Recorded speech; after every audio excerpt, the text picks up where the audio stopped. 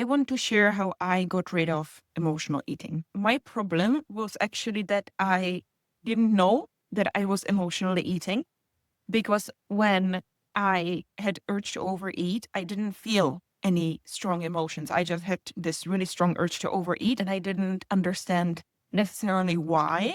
But since I didn't feel any emotion, I was like, okay, so it's not emotions.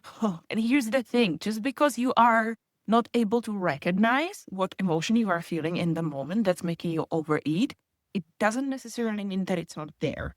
It just means that you don't have the skill to recognize it. So for me, the first step was to get this awareness. What I started doing is that I learned to recognize my physical hunger cues. I made myself a little hunger scale chart and I hung it in the kitchen.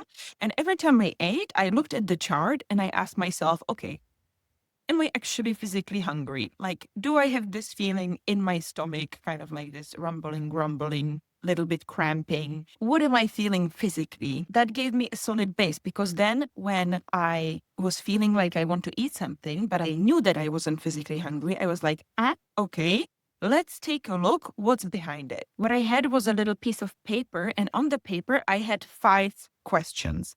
And every time I wanted to eat when I wasn't hungry, I would take the paper with the 5 questions, I would take my journal, and I would basically like run through this exercise. I would take a deep breath and I would ask myself,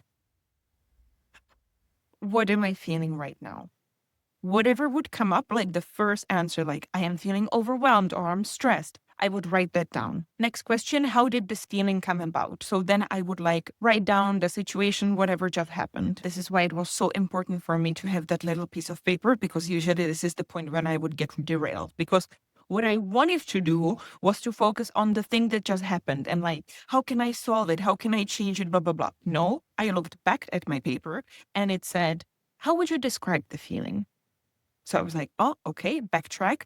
What am I feeling? Okay, I feel like I want to run away from the situation or like I want to do something else. I would write that down and afterwards take a deep breath. The other questions on my list was, where do you feel it in your body and what is the feeling trying to tell you? So basically, I would run through these 5 questions, taking a deep breath in between each.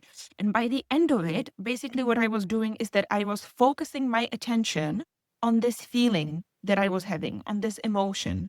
And so it really helped me nail down what the emotion is, what is causing it, exactly how it's feeling. And through the deep breathing and just like being with the feeling, I would process the emotion. And this is what really helped me to stop emotional eating, because emotional eating is only the attempt to get away from this bad feeling that I don't want to feel. I imagine it like this. If I am in a dark, scary house and I hear a rustle in the shadows, like my first instinct would be to run away, to avoid it because I'm scared. But actually, what I am doing with the journaling exercise is I am taking a flashlight and I am like looking at what it is. And, it's a rat or something, and I'm like, oh, it's a rat. Like, maybe I don't like rats, but it's okay. Like, I'm just looking at it. I'm just observing it.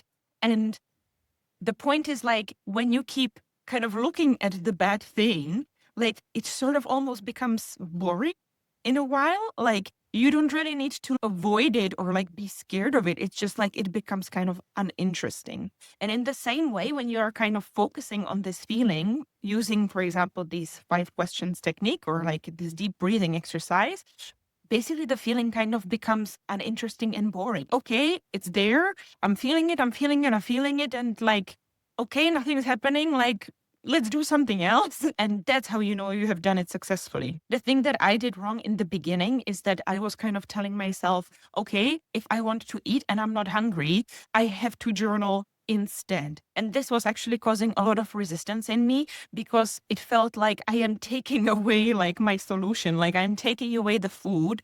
And so I didn't want to journal. So what I did was that I said, okay, if I have an urge to eat when I'm not hungry, I am first going to journal. And then if I still want the food, I can have the food, which was way easier mentally for me because I was like, I am getting my fix no matter what.